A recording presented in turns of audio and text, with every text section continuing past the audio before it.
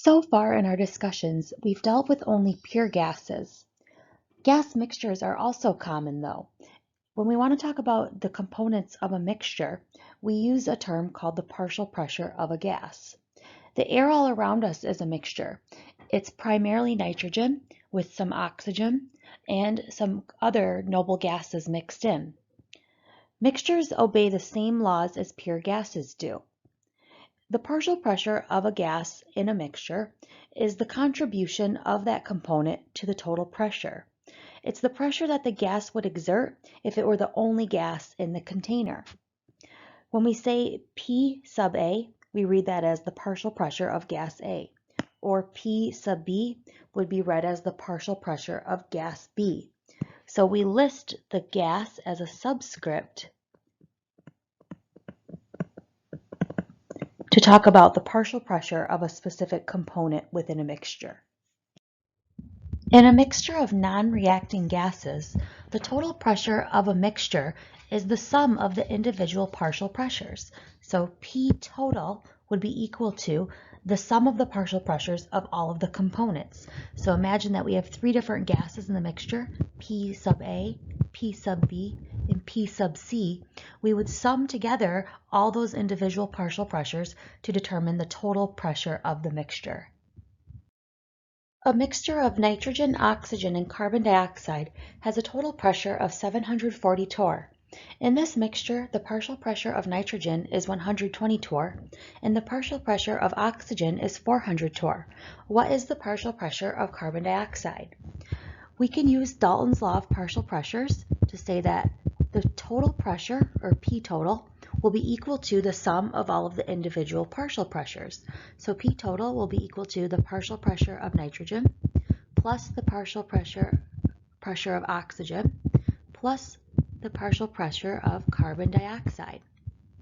In this problem, we're trying to figure out what the partial pressure of the carbon dioxide is. So that's going to be our unknown that we want to solve for. PCO2 will be equal to the pressure total of the mixture minus the partial pressure of nitrogen minus the partial pressure of oxygen. And our units don't matter as long as everything is in the same units. Our pressure of CO2 in this problem will be equal to 740 torr, which is our total pressure, minus 120 torr, which we were given as the partial pressure for nitrogen, minus 400 torr, which was our partial pressure for oxygen. The partial pressure of CO2 in that mixture will be 220 torr.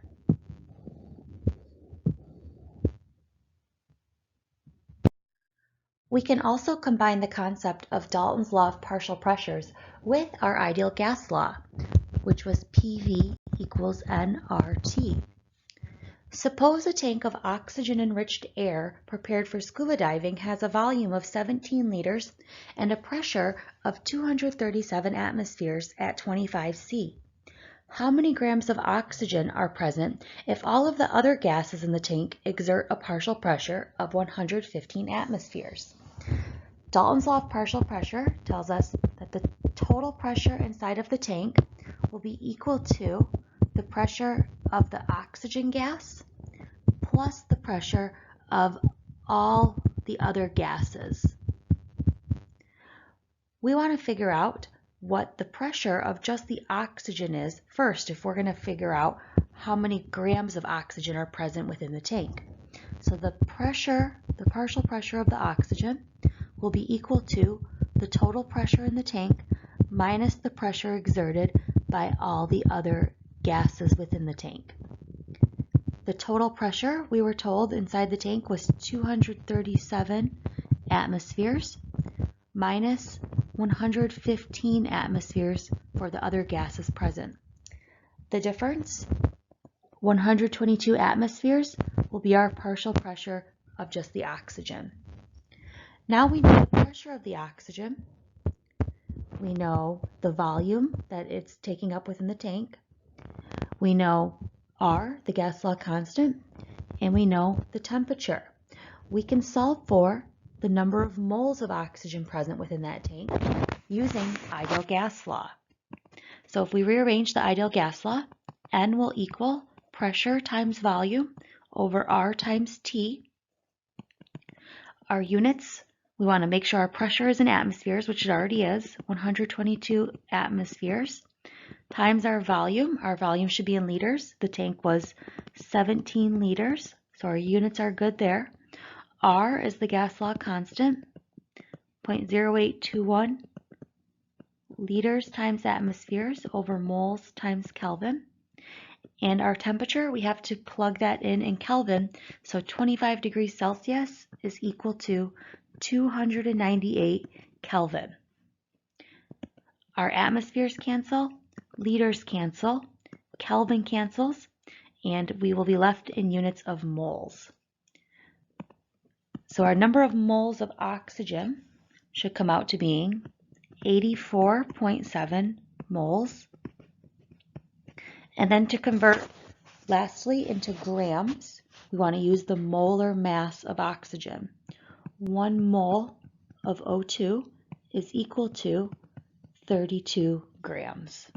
So our moles of O2 will cancel, and we'll have 32 times 84.7, which should come out to be approximately 2,710 grams of oxygen within the scuba diving tank. When gases that do not react with water are prepared in the laboratory, they can be trapped over water. They're trapped by using an apparatus such as the one shown below. Because of the way that the gas is collected, it ends up becoming saturated with water vapor, and the gas is referred to as being a wet gas, meaning it's a combination of the gas that we were making from a chemical reaction. We would define it as the partial pressure of just our interested gas, plus it contains some pressure from the water vapor itself. The vapor present in the space above any liquid always contains some of the liquid's vapor, which exerts its own partial pressure known as the liquid's vapor pressure. The vapor pressure will depend upon the substance and the temperature of the reaction. When a wet gas is collected over water, we usually want to know how much dry gas this corresponds to. We can use data for the wet gas to find out. On the next slide, we'll see a table that corresponds to the vapor pressure of water at various temperatures. Therefore, we can find out what partial pressure the vapor pressure of water contributes to the overall total pressure. Notice that when the level of the water inside the tube is the same level as the water outside of the tube, then the total pressure inside of our container will equal the atmospheric pressure outside. So our total pressure will be the same as the pressure that we would read from a barometer, or the atmospheric pressure for the day. And inside of our tube, it'll contain the vapor pressure of water and the pressure of our dry gas. The vapor pressure of a liquid is the equilibrium pressure exerted by the vapor above the liquid in a closed container. Imagine that we have some liquid bromine. Bromine is a great example for thinking of vapor pressure because it's a deep red color and we can actually see its vapor within the container. There is a certain number of molecules that will be present in the liquid state, and there are a certain number of molecules that will be present in the gaseous state. There will be an equilibrium between the gaseous state and the liquid state that develops in any closed container. The more volatile a substance is, the greater amount of particles that will be escaping into the gaseous phase. The less volatile it is, the lesser amount of particles that will be escaping into the gaseous phase. If something is more volatile, it'll end up having a higher vapor pressure. If we look at a phase transition between these particles changing states, we can see that in the liquid phase, the particles are packed really close together.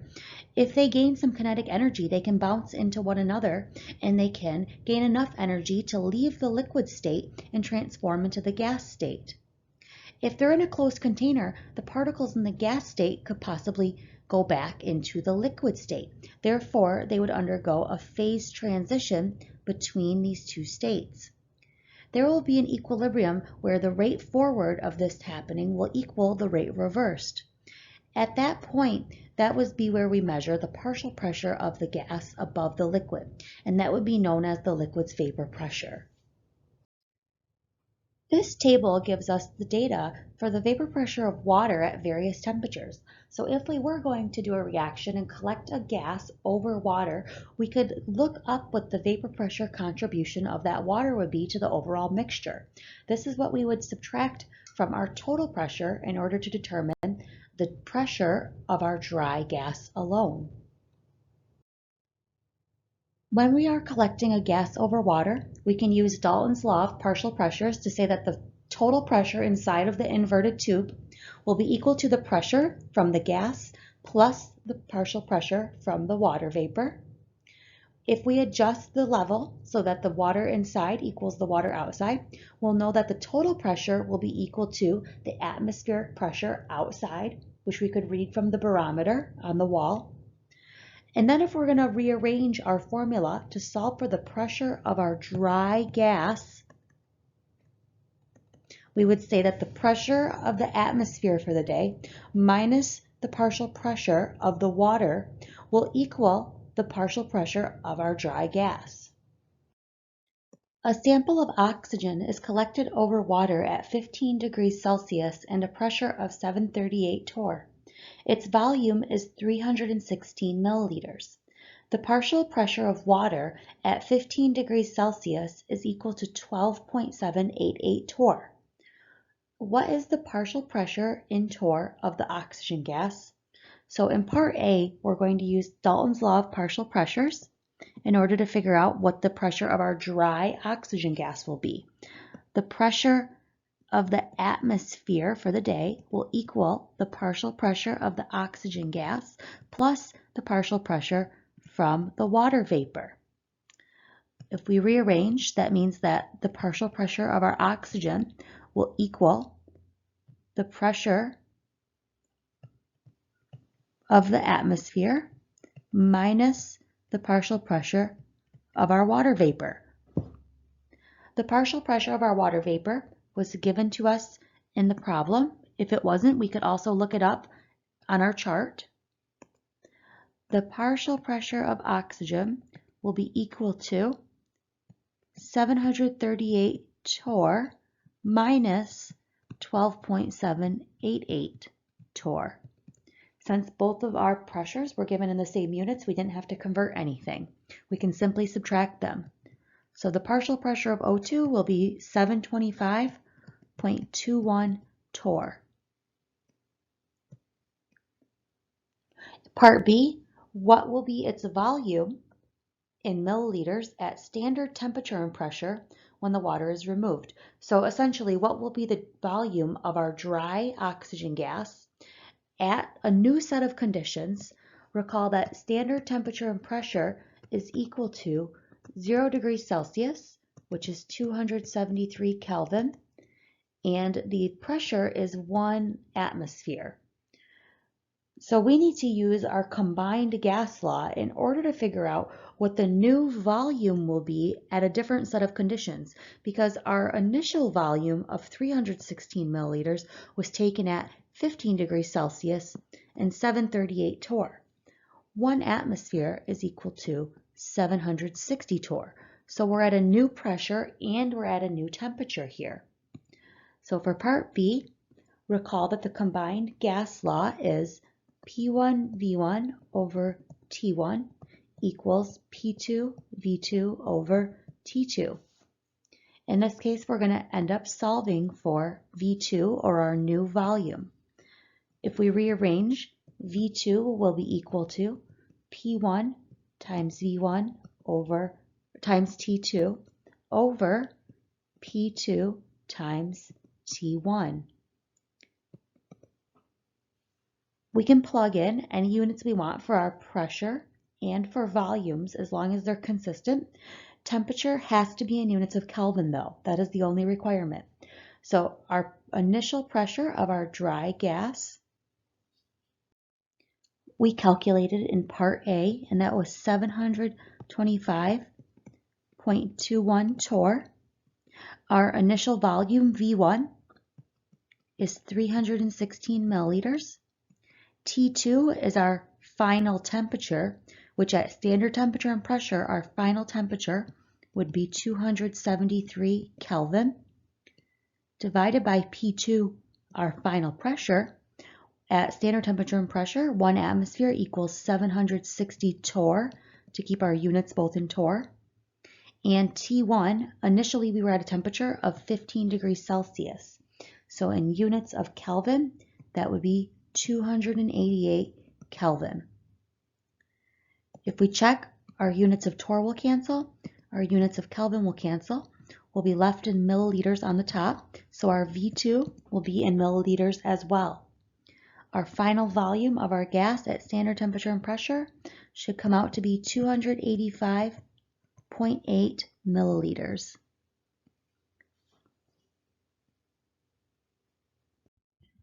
Let's try another example of collecting gases over water. A sample of hydrogen was collected over water at 25 degrees Celsius and a total pressure of 742 torr. It occupied a volume of 288 milliliters. Calculate its partial pressure in torr and what its dry volume would be in milliliters under a pressure of 1 atmosphere. The vapor pressure of water at 25 degrees Celsius equals 23.756 torr. So starting with Dalton's law of partial pressures, the pressure of the atmosphere, or essentially the total pressure, will be equal to the partial pressure of our gas, hydrogen, plus the partial pressure from the vapor pressure of water. First, we want to figure out what the partial pressure of hydrogen is. So if we rearrange, P sub H2 will equal the pressure of the atmosphere minus the partial pressure from the vapor pressure of water. The partial pressure of hydrogen then will be 742 torr minus, and we were told the vapor pressure of water at our temperature, 25 degrees Celsius, was 23.756 torr.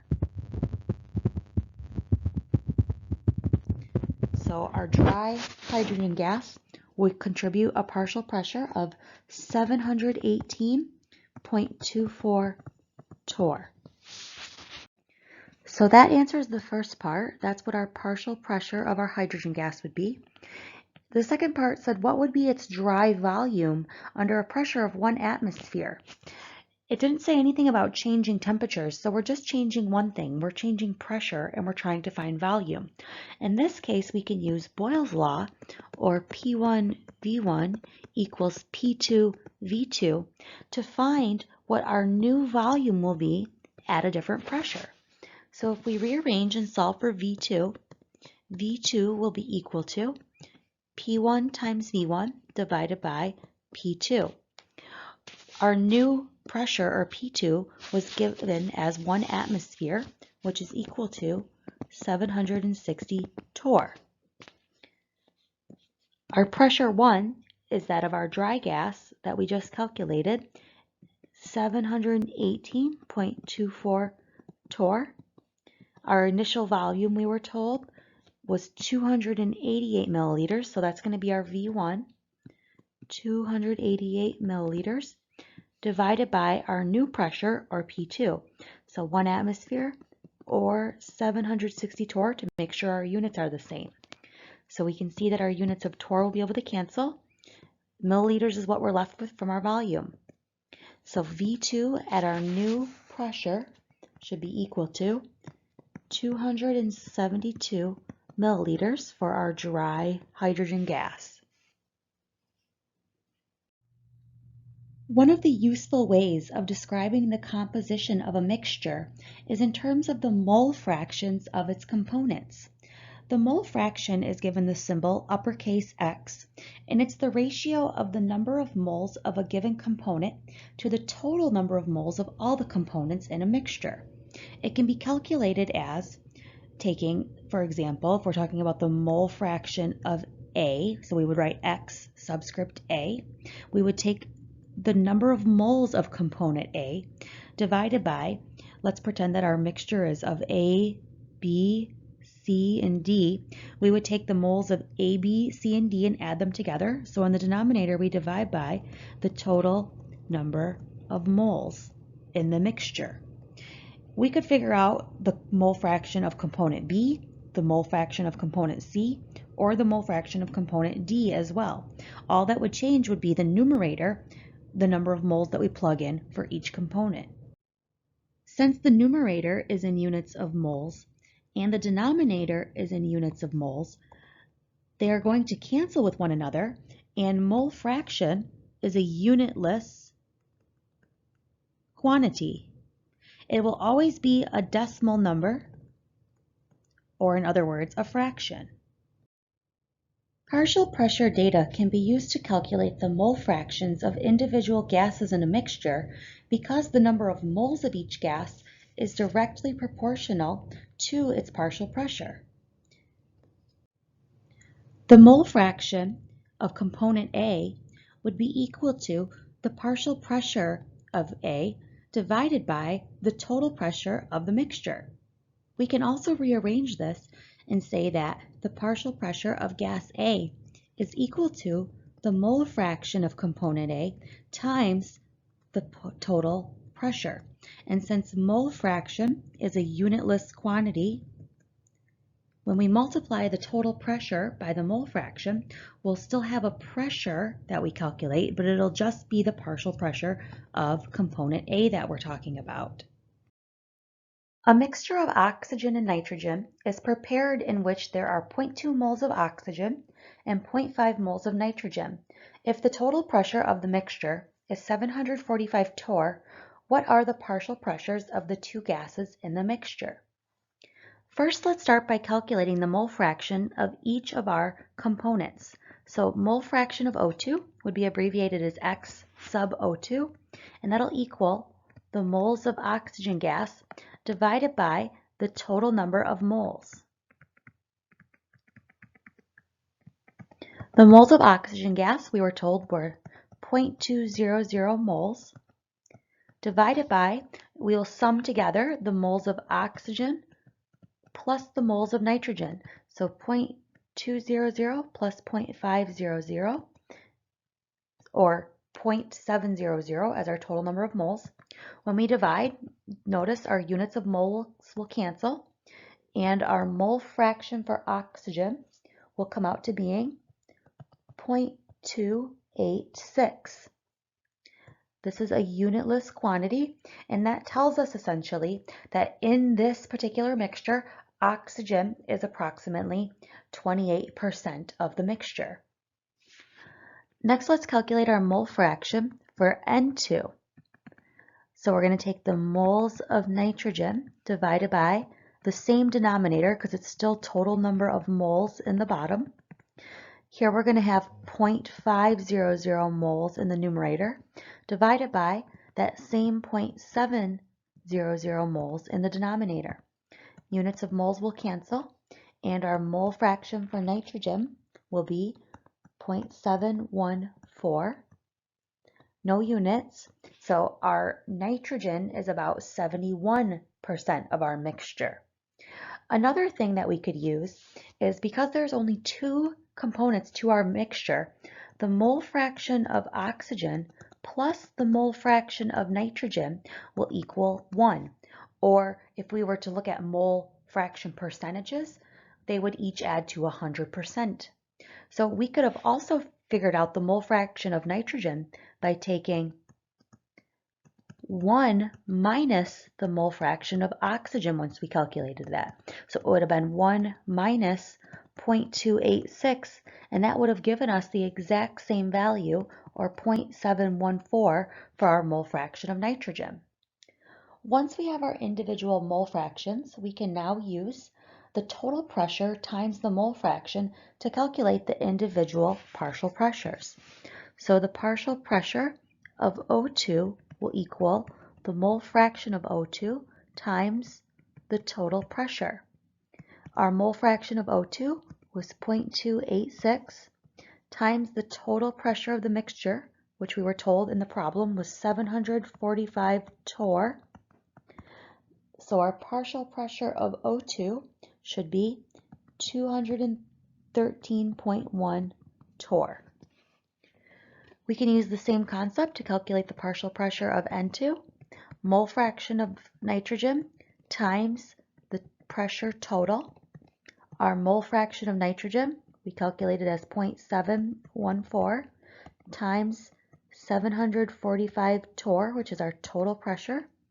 So our partial pressure that nitrogen contributes to the mixture is 531.9 torr. So that answers the problem. We calculated both of our partial pressures. We could have also used a shortcut, just like we did with the mole fraction, to calculate the partial pressure of nitrogen. Dalton's law says that the total pressure of our mixture should equal the partial pressure of the oxygen plus the partial pressure of the nitrogen. So once we calculated the partial pressure of the oxygen, we could have solved for the partial pressure of nitrogen by taking the total pressure and subtracting off the partial pressure for oxygen.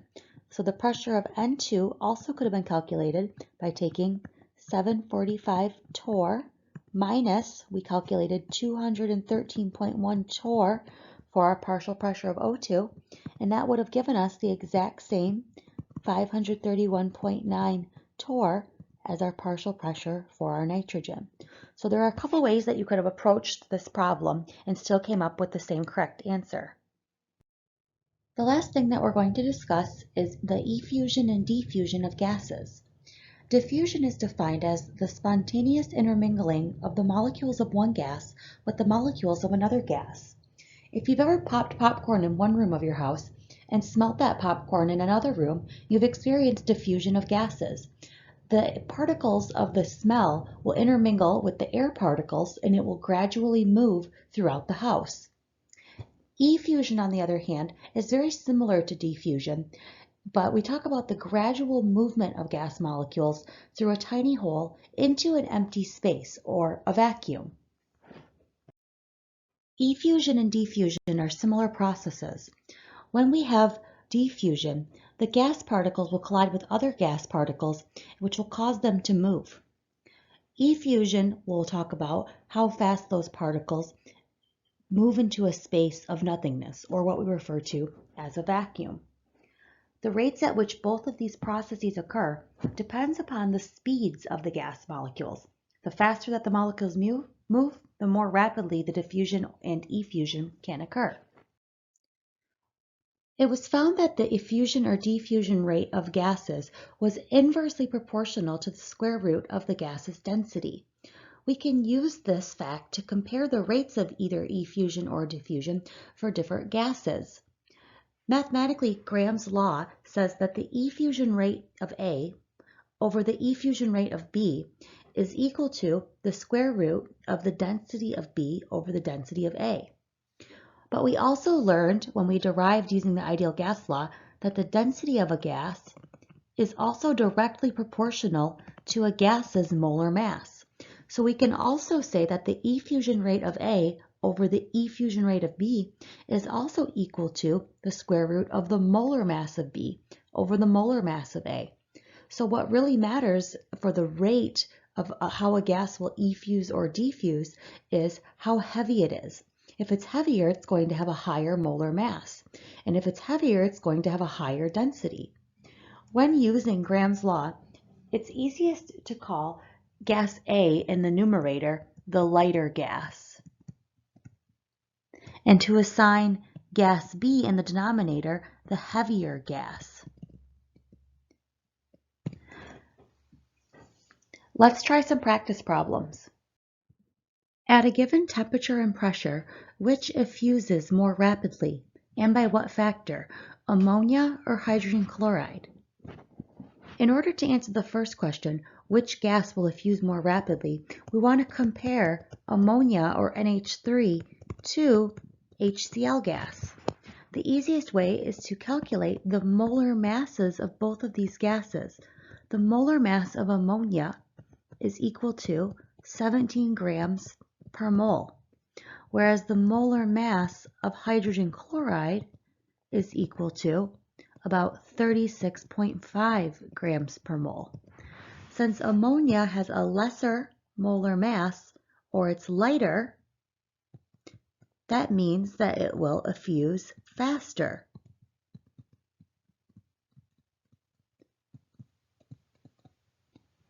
In order to determine how much faster it will effuse, we can use Graham's law.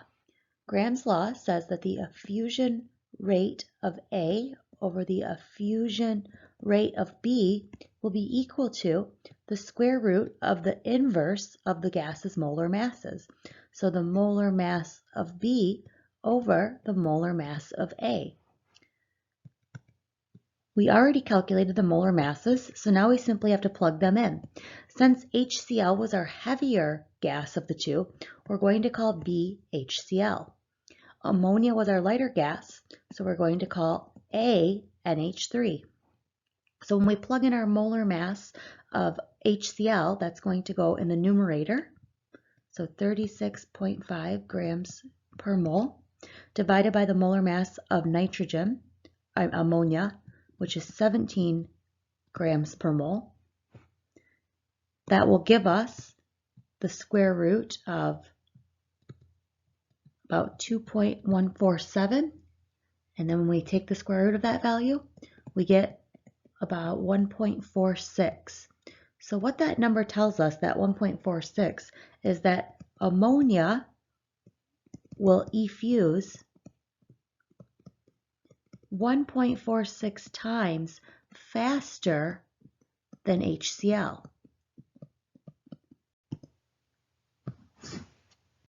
The hydrogen halide gases all have the same general formula, HX, where X is a halogen such as chlorine, bromine, or iodide.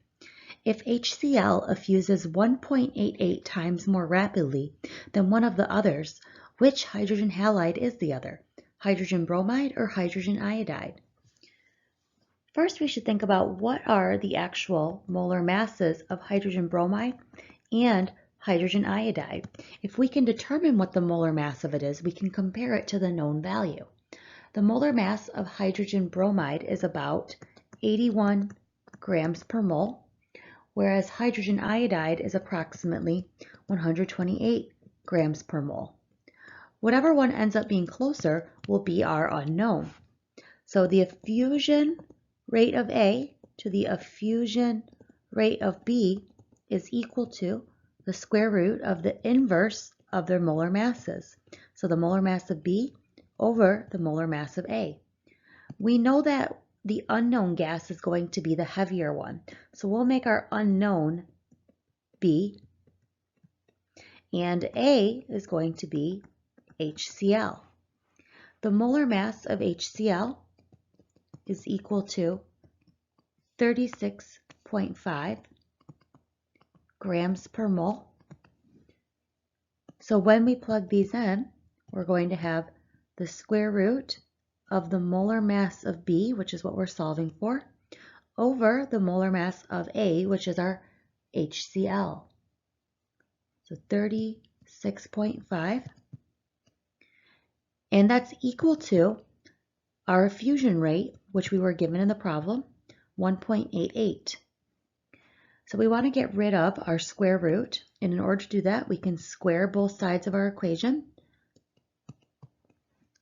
And that will get rid of our square root, so we'll have the molar mass of B over 36.5, and that will be equal to 1.88 squared, which is about 3.53.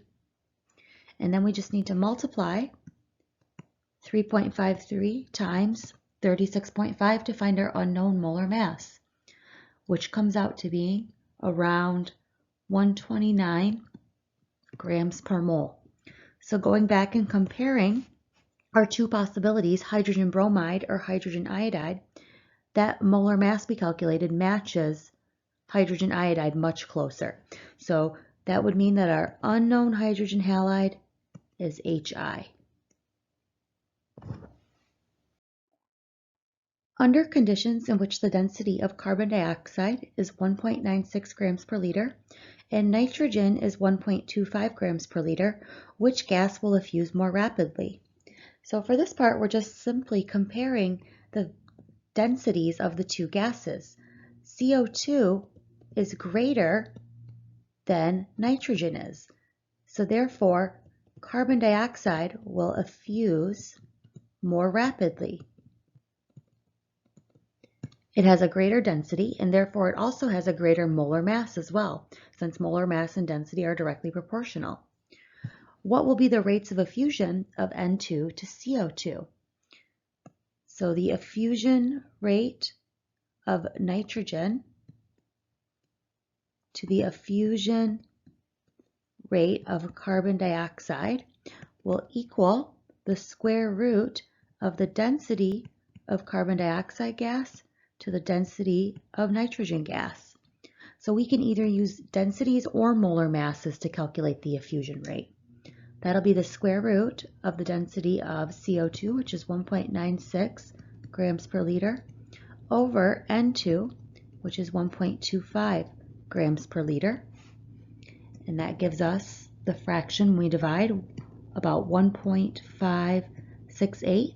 And taking the square root of that value, we get 1.25.